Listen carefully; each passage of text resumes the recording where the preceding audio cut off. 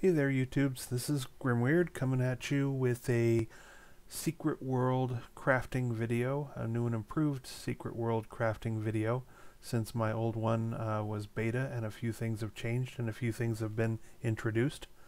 So I thought I would do a new one here, and there's a lot to cover, so I'll be moving pretty quick, but here we go. First thing is toolkits. So to do any kind of crafting, you really need some toolkits.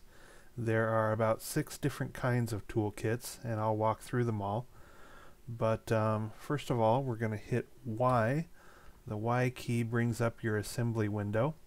This is a grid of 5 columns by 4 rows, and whenever you're crafting here, you're going to be placing materials, either a variety of different elements or runes, into this crafting window in a pictogram of whatever you're going to make.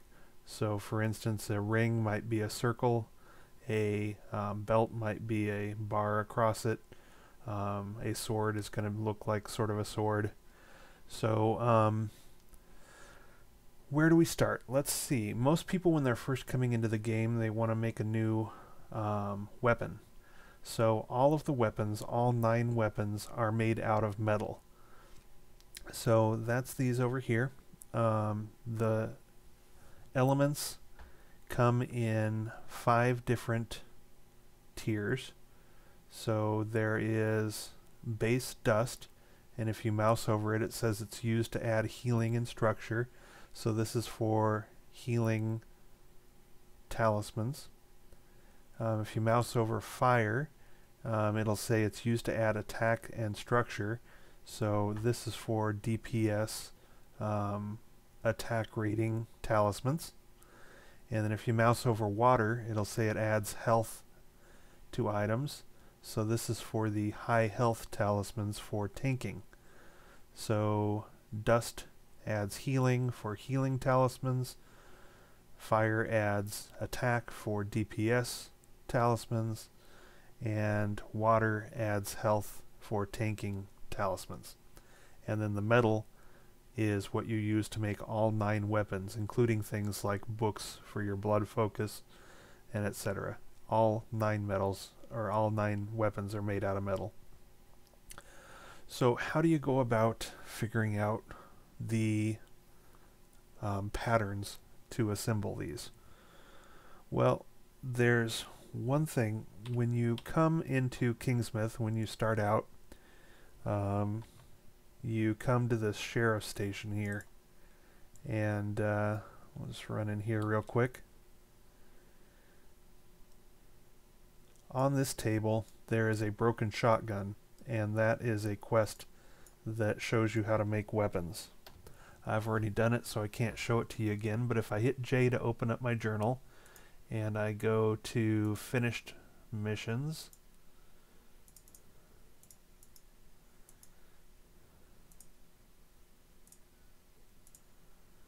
and then I select Kingsmith, and then I just happen to remember that that's called Zen and the Art of Weapon Maintenance, so it's at the bottom.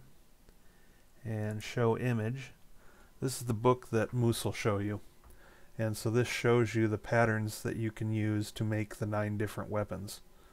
So this is a good place to find those patterns if you need to. So if we look at this, so the hammer sort of looks like a hammer, the pistol sort of looks like a pistol, the fist sort of looks like claws, etc., etc. So let's go ahead and take a look at how that works. Another great way to figure out what the pattern is let's say you have an old shotgun or something that you don't want to use anymore. You can throw it in there, and it will tell you if you are to disassemble it by putting it in this disassemble box. It will show you what it will give you, not only the quality of the metal that comes out of it, but the pattern. And if I don't disassemble that, I don't get the metal. But if I go ahead and hit disassemble, the metal gets ejected out into my bags. So that's one way. If you're looking to make a new shotgun, you can put your old shotgun in there just to see what the pattern is, and then only hit disassemble when you know you have a new good shotgun made for yourself. And that also works for disassembling talismans. So if I put a head talisman in there, it looks like, you know, the shape of a head. And if I hit disassemble, it goes over there. If I put in a belt, it looks like sort of a belt. Put in a ring, and here is a wrist talisman. So anyway, that gives you the flavor of things. You can put in a glyph, and it'll show you what a glyph looks like. You can also disassemble potions. So if I throw an anima 60-minute potion in there, you can see that it disassembles into runes. And if I mouse over the runes, they will tell you what they do. So it says it's used to add hit to items, and it's an offensive rune. So if I go ahead and disassemble that, it comes over here. You'll notice I have the white runes with dark characters up above. Again, they come in 5 different flavors: base, imperfect, wheel, sacred, and then the highest level tier is pure. But I've got the white ones with the dark letters up here. These are the offensive runes. And then I've got the dark ones with the white characters down below. These are the defensive ones. So these will add protection and block and evade, while these up here will add hit and crit and penetration and that kind of stuff. And again, you can mouse over. There's 4 different types of offensive runes and 5 different types of defensive runes. Okay, so that tells you most of what we have for mats. So let's go ahead and take a look at things. I've already shown you, like, if I want to throw, if I want to make a hammer, I can throw my old hammer in there, and it will show me what the pattern for a hammer is. But let's go ahead and make something. Let's go ahead and make a QL5 hammer. And let's make a QL6 hammer. So now I've got the toolkit in the tool button, and if I mouse over the toolkit, it says it uses normal quality materials. So that's the 3rd rank up of materials. So I've got the base materials, imperfect, and metal without any kind of prefix. Oh, and that reminds me, let's real quick just show you how to upgrade these. 5 of these can be turned into one of the next. 5 of the lower level tiers can be made into one of the next. So let's say I take these 5, take this stack of base metal in here, it will assemble into imperfect metal. So if I go 1, 2, 3, 4, so now I just made more imperfect metal. And then if I take this imperfect metal, it will upgrade into just normal metal.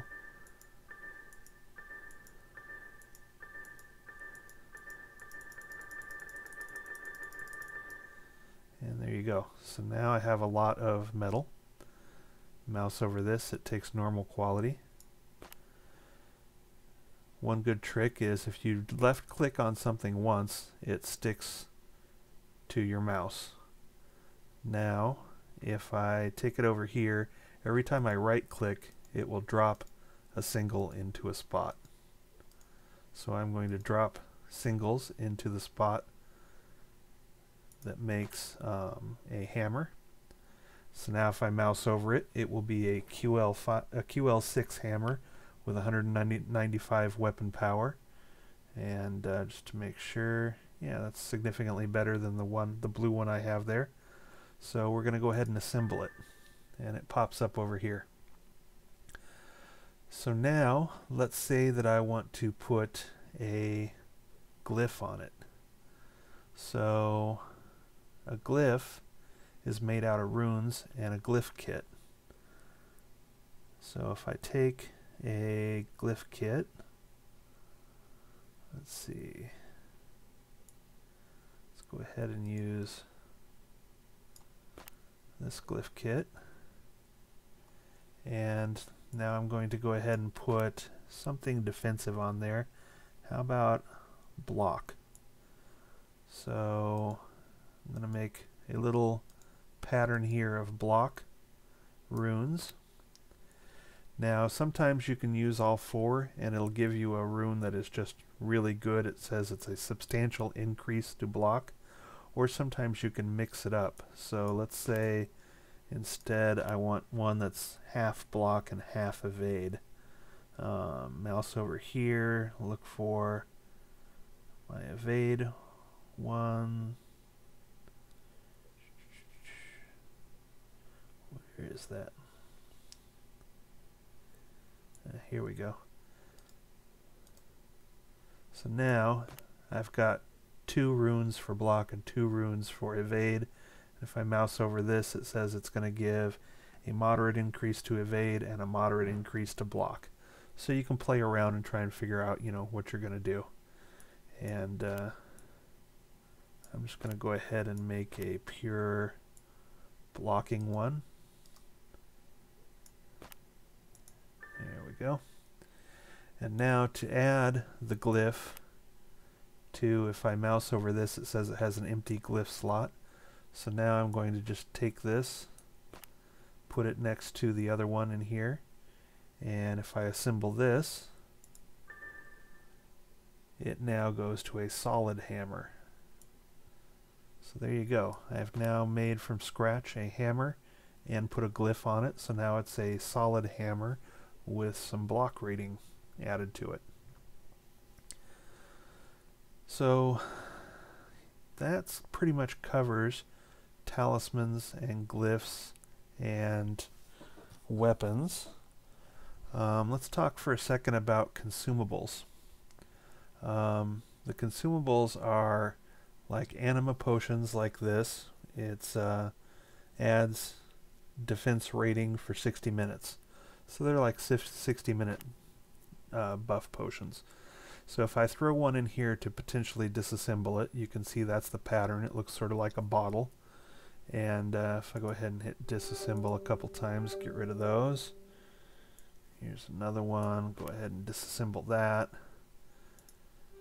And again, you can mouse over all of these runes. All these 9 different runes will make 9 different potions. These up here, these elements, dust, fire, water, and metal, will make energy drinks, which are sort of like instant pots, instant potions for heal over time, and for a leeching potion that you get damage when you hit people, or just a straight healing potion, or metal makes barrier, which is like a damage shield. Definitely when you're first leveling up, watch for the energy drink barrier potions and disassemble them, and you'll be able to get some extra metal for making weapons that way. Okay, so talking about making consumables, let's go ahead and run back over here. So this is, I'm in Kingsmith. The Agartha portal where you enter is here, and then you run up the road to the sheriff's department. The first place you can buy consumable toolkits is here at the Council of Venice Chemist. You cannot buy glyph or weapon or talisman toolkits. You have to get those from drops. So you got to watch for those drops, and also gadget toolkit drops, which I'll talk about later. But you can, the only one that you can really buy is the chemist will sell you consumable toolkits, and then there's also a special toolkit which I will show you in a bit. So let's run up here to the Council of Venice. These are like the neutral guards types, and if we click on him, first we have to kill some zombies, and we click on him, and you can see he's got consumable toolkits. If you mouse over these toolkits, it'll tell you what quality of materials you need.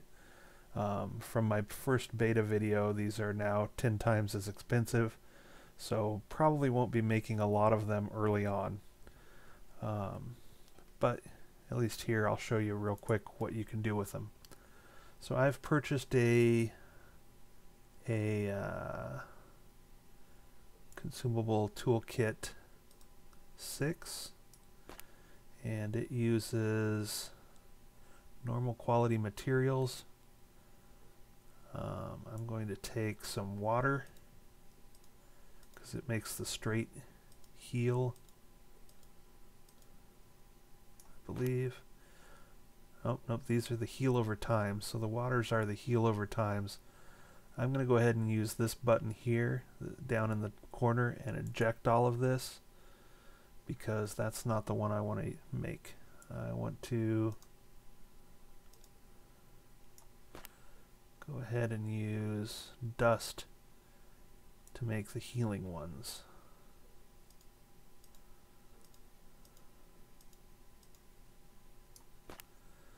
Okay, so I've made it into a bottle here, and I'm using one kit, and that gives me 3 healing potions.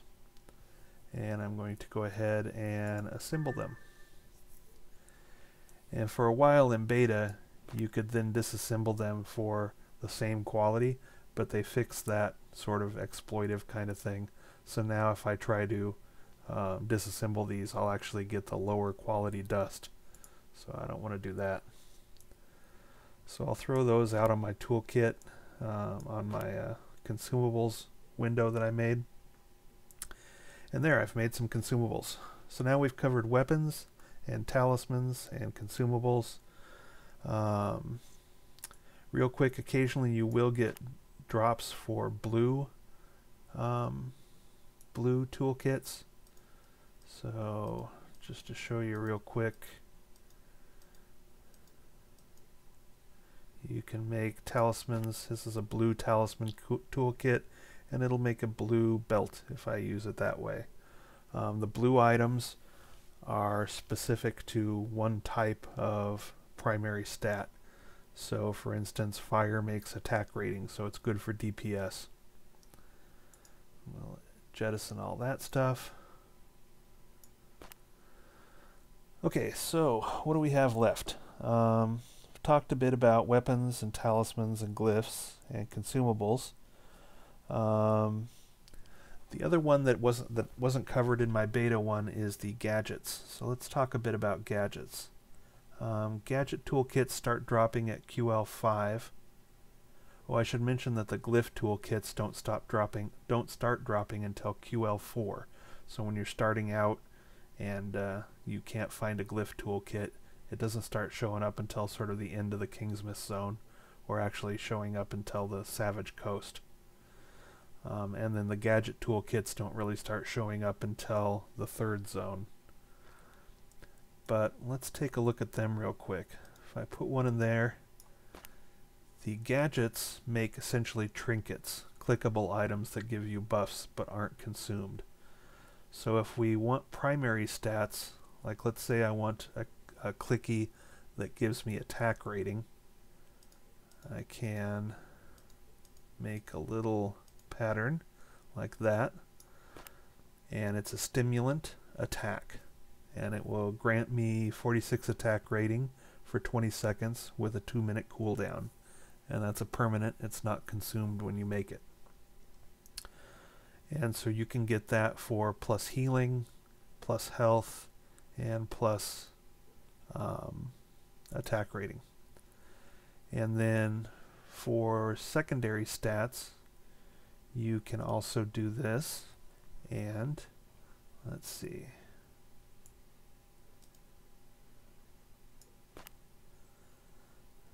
Let's make one for penetration.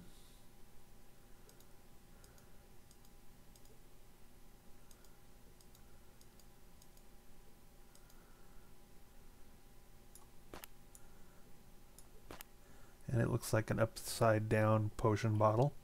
So this is a stimulant for a secondary stat with the runes, and now this will grant me 125 penetration rating for 20 seconds with a 2-minute cooldown. So there's one last one. You can do that with all these runes. There's one last one, and that is I forget what they're called, but they're kickers or whatever. So the kickers, they are made in a similar pattern, but you make an H out of what's going to trigger the buff. So let's say we take penetration. So this is going to be a trinket that triggers on penetration. And then what it's going to trigger is, let's say it's going to trigger plus crit chance. Or actually, let's trigger something defensive so you can see the contrast. Let's trigger plus block. So I'm going to fill in the rest of sort of an upside down potion bottle here with block. And this makes a kickback trinket, a kickback penetrate. So for 20 seconds, whenever I land a penetrating hit, I get 229 block rating for 4 seconds. And that's a 2-minute cooldown. So you can see that the trigger forms like an H, and then you fill in the result on these other 4 runes.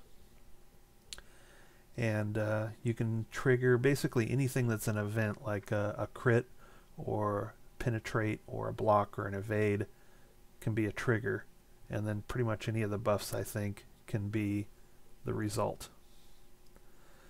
So those are the 3 types of gadgets that I know how to make. The stimulant for the primaries, the stimulant for the secondaries, and then these kickbacks. And that's about it for gadgets. So let's see. There's one last thing I was going to talk about real quick. You might see it if you come over here and look at the council and say, hey, what's this? Grimwyrd didn't talk about this. So if you look at the Council of Venice envoy and go all the way to the bottom, you'll see what's called a casting toolkit that you can buy with tokens from doing quests in the zone. And what a casting toolkit does is, if you mouse over it, it says, warning, this consumes your weapon. It's used to turn your weapon into a weapon visual modification that allows you to apply the appearance of a weapon to another weapon of the same type. So I have one of those in inventory. Let's go ahead and throw that in here. So let's say I put that tool there, and then I put a weapon up here. So now this particular hammer looks sort of like a fireman's axe. If I want to make a weapon visual mod, I would go ahead and hit click. I'm not going to do it because I don't want to. But then I would make a one-use clicky item that I would then take and put here in a box with a different hammer. So let's say I did it. I consume that, it goes away. Consume the kit and it goes away. But now I have, let's say this is my visual modification thing. I would put my one-use visual modification casting item in there, and I would put my axe where I like the stats of it, and then when I hit combine, the look of the weapon that I destroyed would be transferred to the stats of the weapon that I'm keeping. And so you'd have a new weapon that looked like your old weapon. So that's sort of a cool thing. If you have a cool looking, like let's say here on my back, get in the sun so you can see it a bit. Here on my back I have a black chaos focus that has a particle effect. Let's say that I really like this thing. I could take it out,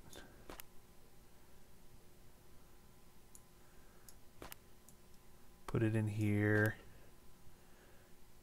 use my purchased casting.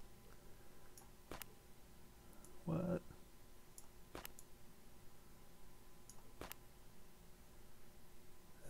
freaking out. Anyway, you get the point.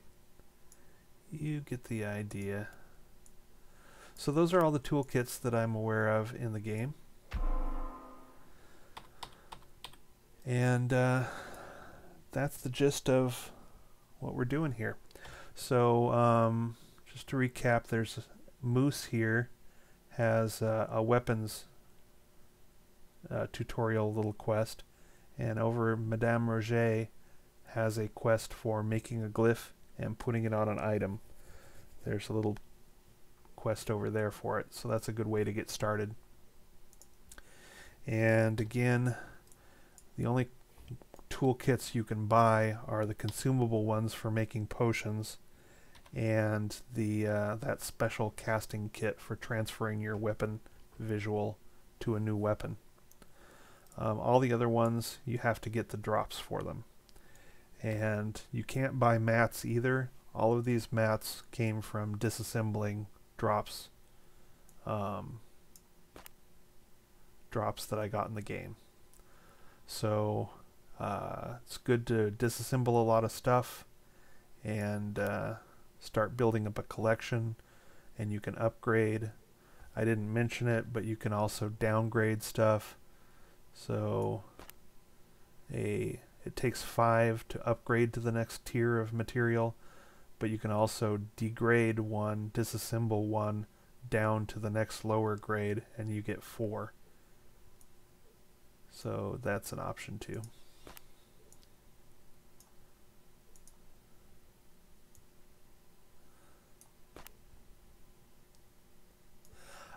And I think that that's about it, about all I can cover. Hopefully this didn't run too long. I wasn't timing myself, but that should get you started. That should get you going down the path. And I hope you enjoyed the video, and I hope you found it useful. Thanks. Bye.